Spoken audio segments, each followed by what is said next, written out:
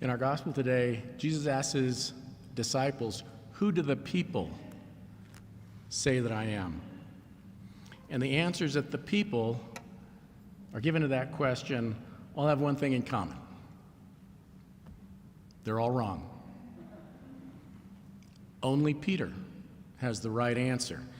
And we know why, because Jesus tells us. It's not Peter's intelligence or education.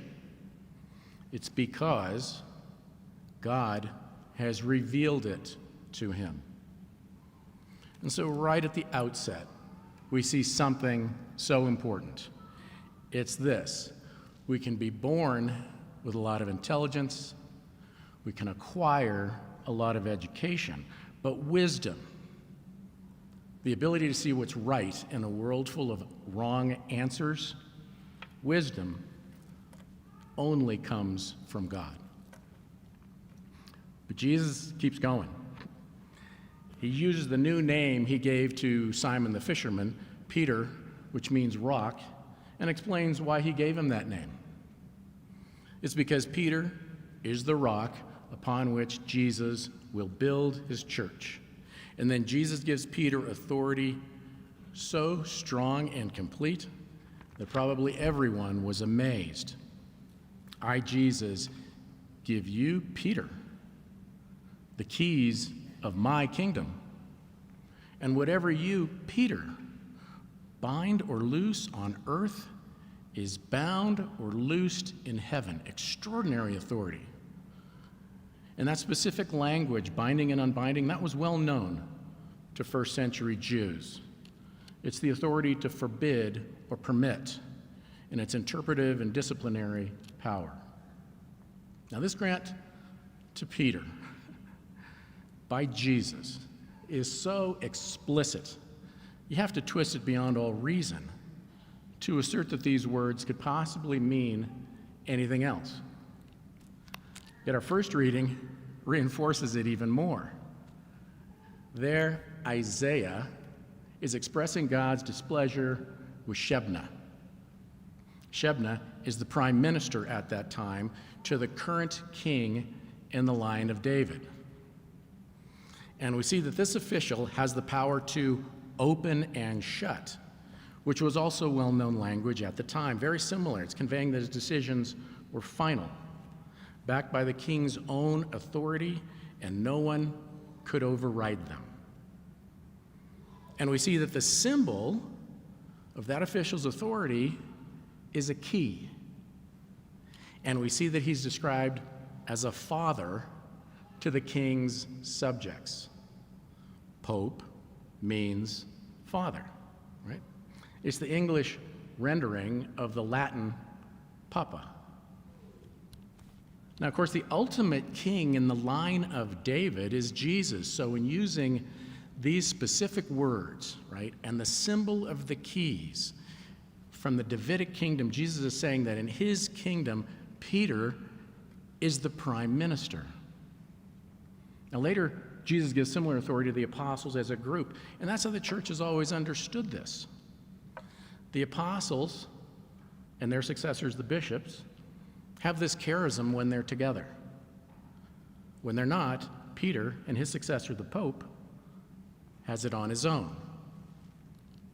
And it's not just arbitrary authority, like I'll back you up. It's an assurance that within their authority, they will be free of error. They'll be correct. One reason we know that is because Jesus promised the apostles, and only them, at the Last Supper, that the Holy Spirit would reveal all the truth to them, all without exception. Another is, this is God giving this authority. And it's absurd to suggest that God would come among us to create his church, give this structure, this is his idea, and let his church be wrong. That's not who God is. Jesus said, I am the truth. God is flawless. He doesn't want a church that's wrong. And this is his design. It's his idea. It would also be absurd to suggest that Jesus only intended this to last for one generation, just the apostles and Peter. He speaks constantly about his kingdom, right? We hear it again and again and again. And a kingdom is not a temporary thing. Jesus focuses vastly more time and attention on the apostles, and that group knew that Jesus meant this to continue, because the very first thing they did after the ascension was use their authority to appoint a new apostle, Matthias. And for most of Christianity, there was no material disagreement on this subject, right? Now, in the last few hundred years, other people have formed new communities which honor and try to follow Jesus. And the Holy Spirit certainly seems to be present and at work in these communities and in these lives. God is infinitely good. He responds to all our efforts offered in love.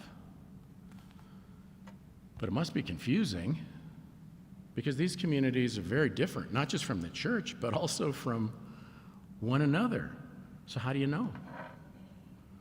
What you do know is that if the leaders of a Christian community aren't the Pope or the Catholic bishops, it's not the church Jesus founded. It's a community someone else founded. Jesus says so right here today. I will build my church on Peter. And the ancient creed proclaimed by all of Christianity, we're going to say it in a couple of minutes here, proclaimed by all of Christianity for over 1,000 years, says there's only one church, and it's apostolic. And some of these new communities may express some of Jesus' teaching beautifully, but you don't know. What you do know is that if and where the teaching is different than what's taught by Peter and the apostles and their successors, it's wrong. You know that because look at this authority, the words of Jesus himself. It's Jesus' own design. And think about who God is. Now, the new communities sometimes teach, well, that even if the apostles had this authority, the bishops lost it over time because we've had bad bishops and bad clergy. Well, we have. But that's not new. The first 12, chosen by Jesus himself, included Judas. That's not just something that happened. There's also a message for us there. The early Christians didn't abandon the apostles because of Judas. We've always had Judas, bishops, and clergy. And the new communities have the very same humanity that we do, right? Sin in the church is not something that poor Jesus failed to anticipate, right? No one knows us and our sin better than God. He didn't get surprised, so we don't have to start over for him. And of course, this charism of getting the right answer certainly does not apply to everything the Pope says. Sometimes you hear crazy things about that.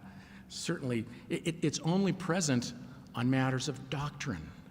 That is, principles of faith and morals related to what Jesus taught. And when he uses language clearly communicating, he's using this authority. By any count, that has happened very few times in 2,000 years. It's not when he's speaking with the press or speaking on current events. It's not even his ordinary teaching. Of course, even when not using this authority, we should be giving the greatest deference to what the Pope teaches. But in doing that, it's helpful to remember something that Pope Francis privately said to a group of his brother bishops, including one of ours.